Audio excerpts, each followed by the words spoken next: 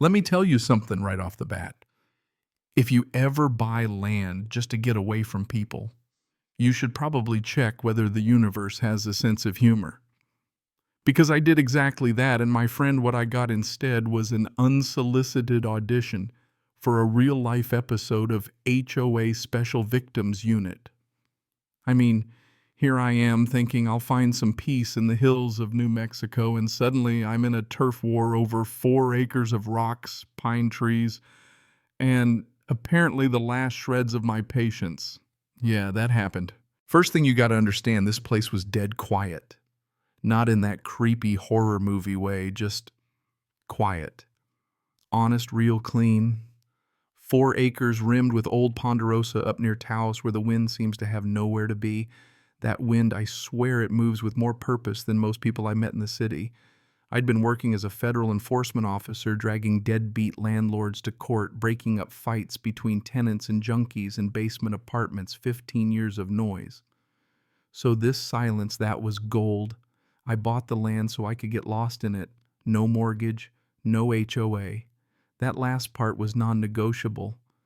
I checked every deed, every map, every county file. My land, my rules. The house. Let's just say it had seen better decades.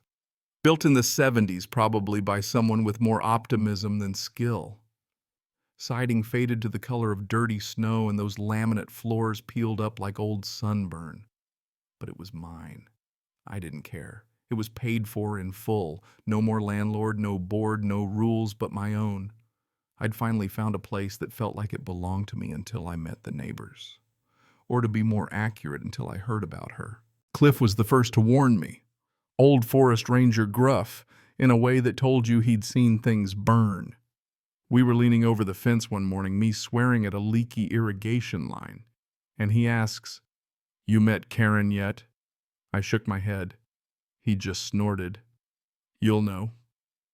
HOA Queen of Sunset Mesa Heights. Thinks she owns everything the sun touches. She once made someone repaint their barn, said the red clashed with the view. I figured sure, but that's not my circus. Sunset Mesa Heights was a mile down behind a gate in its own little pastel kingdom. Not my problem. Or so I thought. Then came the envelope, no return address, but with this shiny embossed seal, Sunset Mesa Heights Homeowners Association. I'll admit I laughed. Letter was printed on heavy paper, the kind you use for weddings or lawsuits.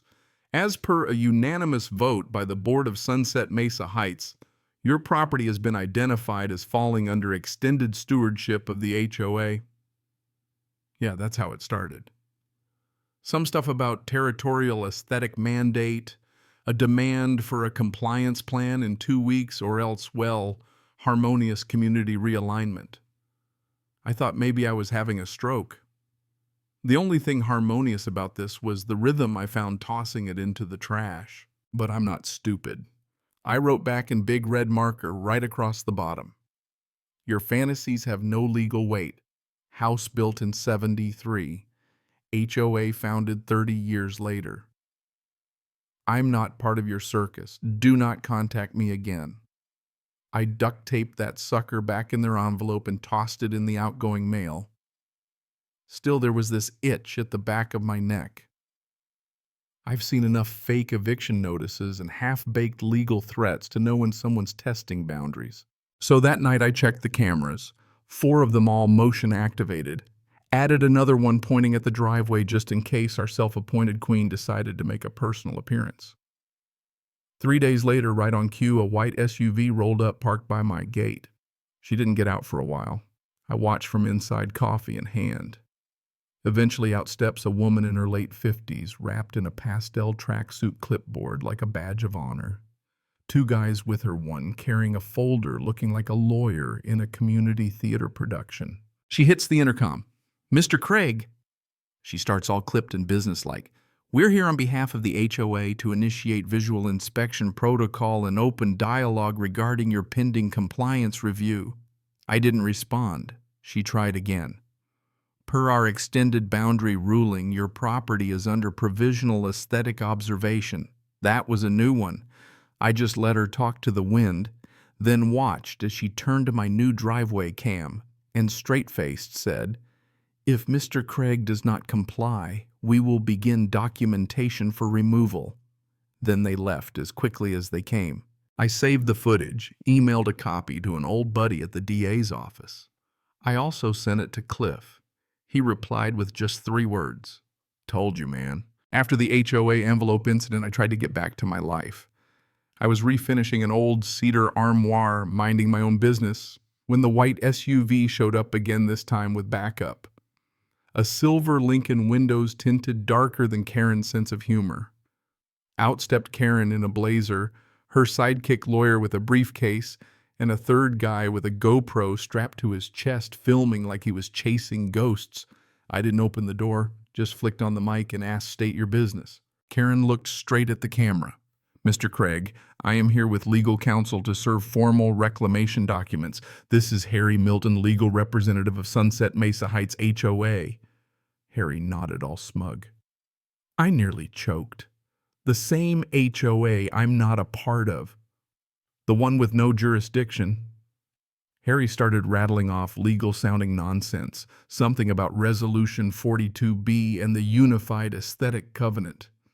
Karen pulled out a laminated notice, stuck it to my gate, and announced, "You have 14 days to vacate. After that, we initiate peaceful repossession." Their cameraman zoomed in for effect. As soon as they left, I peeled the notice off and scanned it. It was a joke. Fonts didn't match. The seal was badly photoshopped, some ribbon that said, "For the Harmony of the Heights." The so-called law firm Milton and Weiss didn't exist. I checked. Called the number, just got a robot. I called up Darren at the county recorder's office. "Can you check on this Harry Milton guy?" He laughed. "He's popped up before. Not licensed anywhere. Freelance paralegal, probably a scam artist." That's when I realized Karen had gone rogue. The HOA wasn't backing her. She'd hired this clown on her own, probably used HOA funds or her own money, hoping the show would be enough to scare me off. She bet wrong.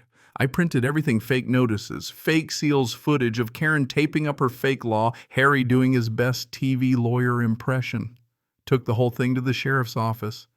The deputy took one look and said, "This is some serious HOA voodoo." He called the DA. I asked him to show Judge Benton. Old friend of mine, Benton hates fake legal threats more than bad coffee. That night I found a new notice in my mailbox. This one said a community petition was in progress with a list of 15 names, most I'd never met. She was canvassing, stirring up fear, maybe even forging a signature or two. It rained the next morning. I was out on the porch, coffee in hand, when I caught her on the western cam. Karen slipping past the fence zip, tying a bright red sign to my mailbox visual oversight area. HOA Aesthetic Board Survey pending. The QR code just led to a broken Google Doc. She was getting desperate. By noon, the text started rolling in, first from Cliff, then Linda from down the ridge. "Karen says your property's a danger. Wants signatures to reclaim it for community safety." Linda told her to get lost. Others weren't so brave. By 3, I had 2 teenagers in Sunset Mesa polos taping another notice to my door. "Final reminder petition for reunification in progress. Failure to comply may result in legal referral. Reunification like my place was East Berlin." That was it for me. I called the sheriff, filed a report for trespassing. Then I called Benton. He didn't even let me finish before saying, "She tried to file half this with the zoning board. I flagged it. I'm drafting a warrant myself. Make sure your cameras are clean. If she sets foot here again, we're ending this." 2 days later, a local journalist reached out. Tessa Alvarez said she was writing about HOA overreach, had been tipped off about some rapidly developing community conflict. I didn't have to guess who her source was. Still, I talked to her, told her everything.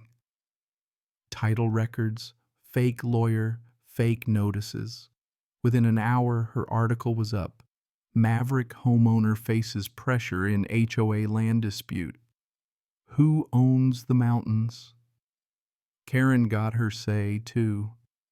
It's not about control, she claimed. It's about harmony and voluntary reintegration. Voluntary with fake threats, trespassing, and a bargain bin lawyer. Things were heating up. That Saturday, Judge Benton showed up in person, jeans windbreaker, no nonsense. We sat on the porch, sipping coffee, flipping through my ever-growing Karen file. She thinks she's untouchable, Benton muttered. Is she? I asked. Not for long, he promised. Didn't have to wait long to see it. Next morning, black SUV at the gate. Karen stepped out in her finest cream coat, sunglasses, HOA pins sparkling, with her two activists, a portable speaker, and of course Harry the discount lawyer. They walked up, buzzed the intercom. Mr. Craig, Karen announced through the PA, we're here to initiate the final stage of administrative reintegration. This property is now recognized as HOA managed land. Cameras rolled. Benton watched from my living room face like stone. Karen gestured, begin the record. Harry unfolded a trifold display, photos, fake seals, the works. Karen taped another golden-edged notice to my gate. That was the cue. Benton strode out calm as a man with nothing left to prove. Karen froze mid-monologue. Harry paled. Standish, Benton began, you are in violation of multiple state laws, including criminal trespass, falsification of documents, and attempted property fraud. Karen sputtered, you can't. Who are you? Judge Marcus Benton, 10th District. I reviewed every document you forged, including the one with my signature on it. Sheriff cruisers rolled up. Doors opened. Karen's voice cracked. This is a mistake. I was helping the community. You'll have plenty of time to explain that, Benton replied. Officers cuffed her gently, maybe out of pity. Harry tried to slink off, no luck. Nice briefcase, the deputy said. Let's see what's inside. The girl with the camera filmed until a deputy said, you can turn it over an hour later under subpoena. She chose now. Quiet at last. You'd think that would be the end of it. But nah, people like Karen, they don't quit. 2 days later, another parade at my gate. Karen, Harry, a couple of HOA diehards, the journalist, and this time some guy holding a sign that said enforce the aesthetic. Karen made her big speech, tried to stage a final reclamation zip, tied a ridiculous plaque to my gate, and declared victory. And right then, timed like a punchline, Benton pulled up with 2 more cruisers. Ms. Standish, you were warned, he said. This is trespass fraud in violation of a cease and desist. He turned to Harry. You, sir, are under arrest for impersonating counsel and conspiracy. The look on their faces, man, I wish you could have seen it. Karen tried to plead, tried to rally the crowd. You don't understand, we had support community backing. Intent doesn't erase illegality, Benton replied. You didn't build community. You ran a criminal enterprise. Handcuffs clicked. Harry's briefcase hit the gravel. The last of Karen's loyalists bolted. The journalist just filmed silent. Karen got loaded into the cruiser, but before the door closed, she glared at Benton. You have no idea what I've done for this neighborhood. Benton just shrugged. Now we do. Door shut. Quiet. After that, well, the local rumor mill caught fire. Some folks defended her, said she meant well. Most just went silent or quietly unsubscribed from HOA drama. The board vanished. No meetings, no press releases, just a bland email about internal review. Behind the scenes, it was chaos. I got a call from George, a retired tax attorney down the road, who forwarded a chain of panicked HOA emails. They had no clue about Harry. Karen had gone solo, paid him in cash, pulled HOA funds without approval. The fallout was biblical. Karen's fraud triggered a full audit. Turns out the treasurer, Tamara, signed off on funds trusting Karen, thinking they were for landscaping. Nope. Harry, meanwhile, sang like a bird, admitted to faking documents, copying Benton's signature, even building a 1-page fake law firm site. Within weeks, the HOA was done, dissolved by court order for consistent overreach, financial mismanagement, and disregard for property boundaries. No more mailbox guidelines, no more color charts, just silence. One afternoon, Cliff came by with a 6-pack and a big grin. You see, the notice saw it, I said. He handed me a laminated printout. Sunset Mesa Heights HOA officially dissolved. We toasted on my porch, sunsetting over land, finally at peace. But I'll admit the quiet was strange after so much chaos. Letters started showing up. Apologies. Some neighbors admitted they'd signed Karen's petition because she said I was a squatter or dangerous. Cookies appeared on my porch. Beef jerky, too, with a note. No hard feelings. People get scared. Herd mentality, you know. But you could feel the relief.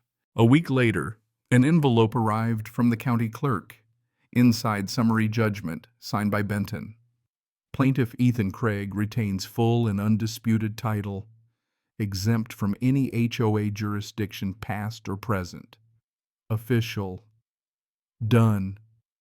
I bolted a new plaque to my gate, private property, not subject to HOA governance. Beneath it, built 1973, free ever since.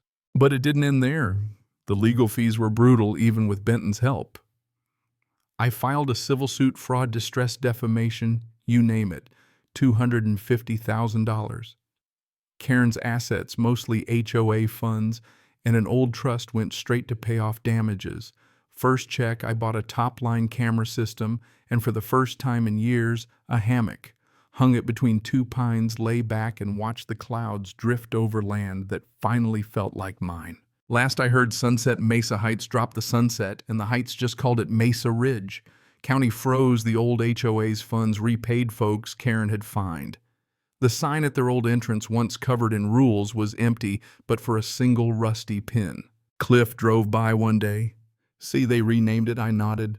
County took the bank account too, he said. About time. I put up one last plaque below my gate camera. Black letters on steel. This is America, not the kingdom of Karen. And below, here ended her reign. 2 weeks later, footage of Karen's arrest made it to TikTok. Dramatic music, slow zoom, the works. They called it Queen of Nothing Gets Dethroned. 8 million views and counting. You know, I bought this place for the quiet, and after all that, I got it. But I wonder if someone's sense of control can turn neighbors into enemies. What do you call that, justice overkill? Or just the price of freedom? Anyway, what do you think? Where's the line between order and overreach? Ever had to stand up to a bully with a badge or a neighbor with too much free time? Drop your stories below. Let's talk about what justice really looks like, and maybe, just maybe, how to keep the peace without losing your mind.